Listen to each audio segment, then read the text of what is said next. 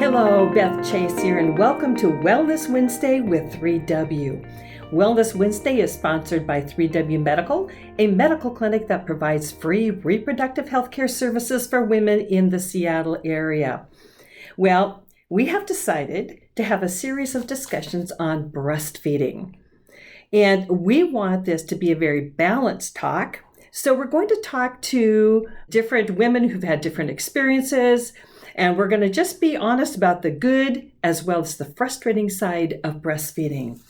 You know, for some women, they have a wonderful, successful breastfeeding experience, while others find that breastfeeding just does not work for them at all. Well, we're even going to have a session with Dr. Rutherford, who will educate us about the health benefits of breastfeeding for the mother and her baby. That's coming up.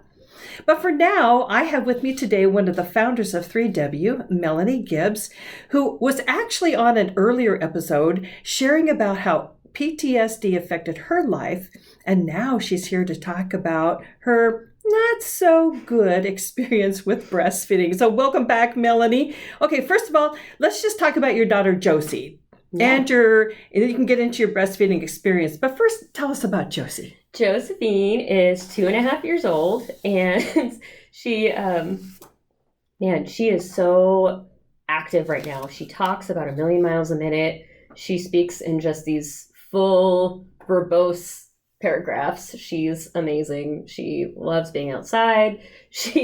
She loves collecting snails and taking them on walks. She loves digging for worms and feeding them to the chickens. She's just the most amazing little wild child you have ever met. Oh, yeah, so she's smart, fantastic. though. Oh, she's so smart. So smart. She gets into everything. She recently, we have the house locked down like it's a prison block or something. And she recently learned how to take off the doorknob covers.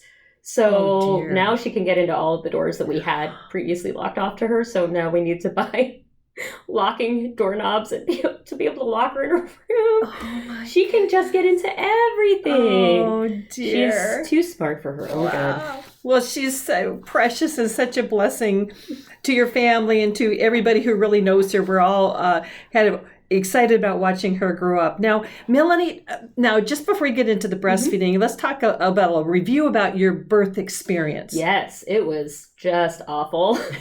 It's actually similar to my expectations of breastfeeding. I had these, maybe it's a typical first-time mom thing of these romantic, idealistic ideas of what being a mom might be like. But going into my birth, I planned an all-natural birth at the local birth center, which is right next to the hospital. And, it has great women working there and everything, but I definitely had imagined this peaceful entry into the world for Josephine. And instead, after a really bad labor, she got caught. Her shoulder got stuck after she had already crowned. And that's called shoulder dystocia. And it's a huge obstetric emergency. They had to get her out. She wasn't breathing. Then she went to the NICU, and I went off to the hospital because I was really injured, and it just did not go well. Mm-hmm. And and I had similar expectations about breastfeeding. I thought it was going to be this beautiful, peaceful, bonding experience, and it's so natural, and all those expectations that did not come to fruition.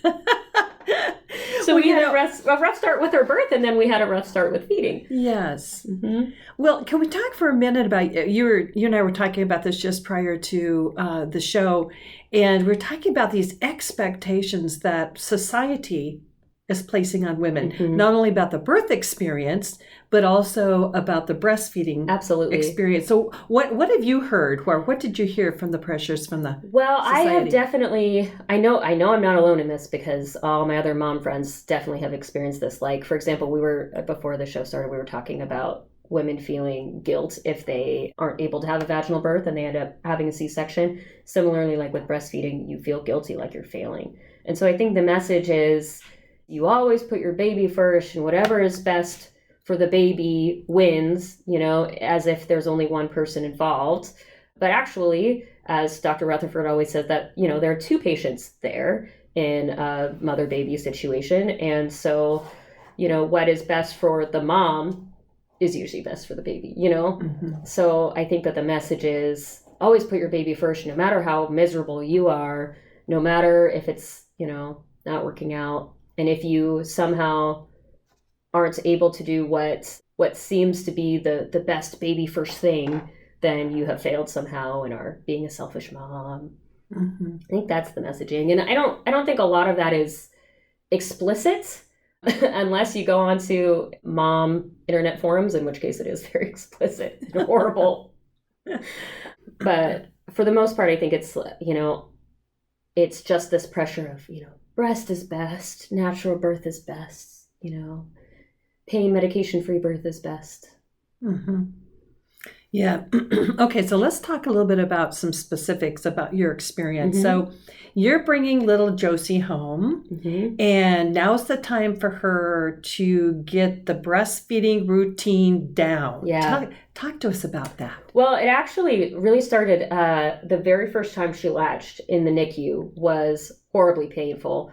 And I remember sitting there with a lactation consultant and my mom and my mother-in-law and looking at them and saying, this is excruciating. And I just went through a 19-hour horrible labor with no epidural. I know what excruciating is. This is excruciating. And they all just said, it's painful at first. It takes 2 weeks. Give it 2 weeks. You'll get used to it. You'll toughen up or whatever. And I remember thinking that this can't possibly be what it's supposed to feel like. It just really was truly excruciating. And it turns out that she had a tongue tie and lip tie. So it was not just me. She was not able to latch correctly. And it's hard to see with a newborn, especially a brand new newborn.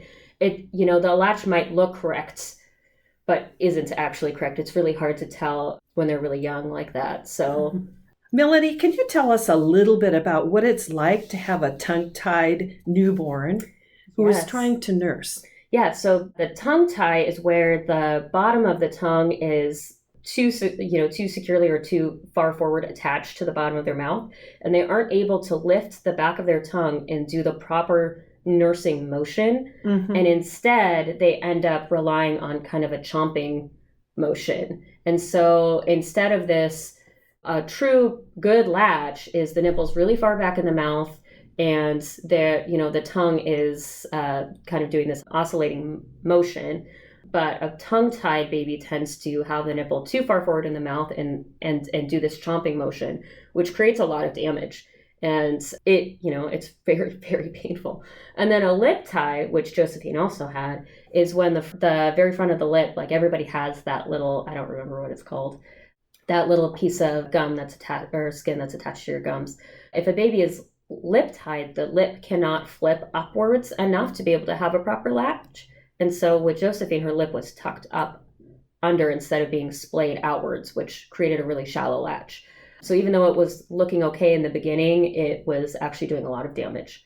Gosh, you would think if it's something that important, that would be part of a routine check. Well, so it is part of a routine check, but there is not as much information out there as you would think about it. There's this great doctor that I, of course, can't remember his name in Portland, who has some really great research talking about lip tie and tongue tie and how what we typically think of as a tongue tie is not the only way a tongue tie can look. Josephine had what's called a posterior tongue tie, where when you lift up the tongue, traditionally tongue-tied person would have a very clear line of skin from the tongue to the bottom of the mouth. But a posterior tongue tie doesn't look like that. It really is more of an issue of function. It's not so much what it looks like. So really the new theory is that, they have a lip tie or a tongue tie if they're not able to create the right latch and have the proper function. So. Okay. Yeah. So I think my takeaway from that is if your newborn, when he or she first latches on and it's very painful, you might want to say, let's take another look at this. Just make sure there's not a tongue tie, or it's called a lip tie. Yep. Or a lip tie. Well, and I would say, trust your gut, because my gut was telling me this is not right, even though, the lactation consultant was saying that this was fine. And then, so I would say trust your gut, and also look for more opinions, because then later when I got second and third opinions, they were very clear that it actually was a posterior tongue tie and a lip tie. So Yeah, trust your gut and get second opinion. Oh, I love that. Always trust that gut feeling. I tell you, moms, they get it. And so that's, I think, very good advice right there. What else? What were your other issues that I had them all, Beth. And our listeners are about to listen or hear way too much about all of that. So the first thing is that prior to being pregnant, I actually had what are called inverted nipples, which I did not know were a thing. And so over the course of my pregnancy, they like kind of reverted. I don't know. It became not inverted. But as a result, they were so sensitive because they had always been inverted before. So that was an issue. So they said, what unforeseen issue? Oh, yes. Everything. So your nipples are going, air? I'm not used to air. I can't tell you how many times my husband was saying, if you're going to walk around the house without a shirt on, you have to at least close the blinds. Oh, geez. And then even when they weren't inverted anymore, they were still very flat. So typically a nipple, especially when you're breastfeeding, comes out a significant amounts. So then the baby, especially newborns, they really need to feel that brush the roof of their mouth to be able to get a good latch. Yes. And that if you have flat nipples, that's very difficult. So we used nipple shields for quite a while. Unfortunately, at the time, I did not realize we had the wrong size of nipple shield. And she had such strong suction that the skin of the nipple was actually pulled through the holes of the nipple shield and created blisters in exactly the same pattern as the nipple shield. So that also did additional damage. Jeez. So as I said, I had all the things. So that was a big issue. The nipple shields theoretically would help with that. And then I had blebs, which it means blisters, like you have blisters on your nipple, where the blister covers where the milk comes out of on your nipple, and it can be so painful. Oh my goodness. So unspeakably painful. And you have to basically get it to burst. Like, so you'd, get the pump on and then increase the suction until it finally like opened, and then it's like a dam butt bursting and just tons of milk coming out. So that was an issue. I had cracks, which I know are pretty common. And this was just, I looked like, a salt pan desert where with just the cracks, it's so dry. That's how I looked. It was so bad. And they do have an all-purpose nipple ointment for things like that, for cracks. And I think it also helps with blisters that has a couple of different medications in it to help with the swelling and everything. But, I forgot to add to the list, we had thrush, which is a fungal infection of the baby's mouth and the nipple, which is very, very painful. So we had to deal with that. We had vasospasms, which I think happened just from the cumulative amount of damage. Some people get vasospasms from Raynaud's syndrome, which is, I think it's an autoimmune disorder. But so basically it's where the blood vessels constrict after you've already pumped or fed. And because the blood isn't flowing, your nipple turns like blue or white, and it is so painful. So it's like several minutes of just such pain. Like, how many words do I have to describe pain? And then I had mastitis several times. And then the ongoing issue of having clogs. And every time I had a clog, I was terrified I was going to get mastitis again, because that just feels like death. You feel like you're dying. Like 1 minute you feel fine, and then the next minute you have this horribly high fever. You feel like you're just gonna, like you've been hit by a truck. It feels terrible. So every time I had a clog, I was desperate to get it out so that I wouldn't get mastitis for the fourth time. 4 times? Yeah, I had it 3 times. 3 times. Yeah. Yeah. Women died from that years ago. It's a very, very big deal. So thank God that you are in this time with all of this great medical care. Absolutely. Being prone to that. And and thank God that we live in a time where there are things like milk donations, breast pumps, and formula, because babies died from breastfeeding situations like this where they couldn't get enough milk, or, and if you couldn't find a wet nurse that could help, babies died. So Now you're probably wondering out there, wow, this is a lot of bad experience over something that's supposed to be beautiful, healthy, and fulfilling, natural, fulfilling for women. Yes. And I think one of our goals that we wanted to have here is to help you to understand that if this has ever happened to you, or maybe you know someone for whom has the breastfeeding experience really was not a positive one.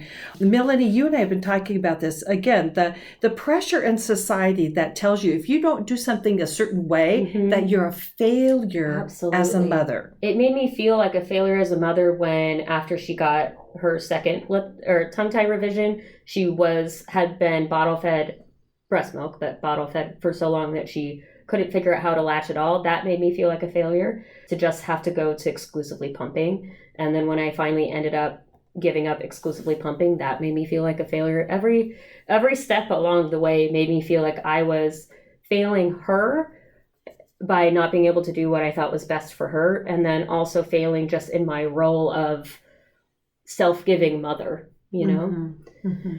Yes.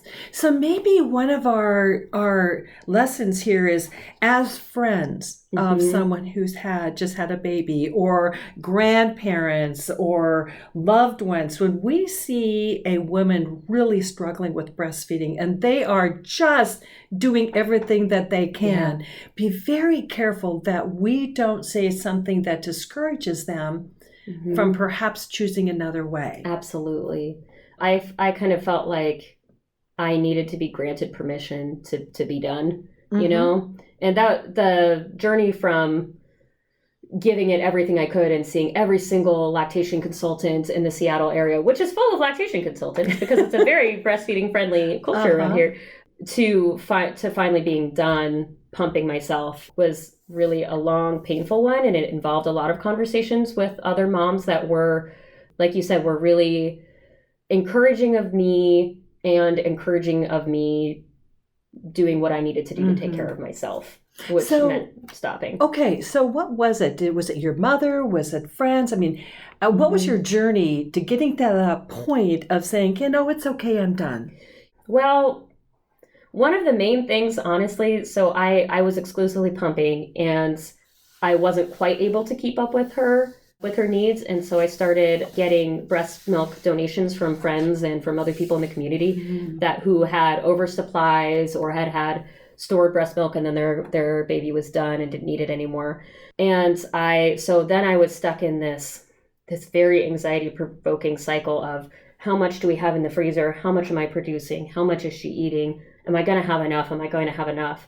And when my older sister Holly had her son, she so gracefully started pumping for Josephine. I think she saw the horrible pain that I was in, and the emotional pain that I was in over this.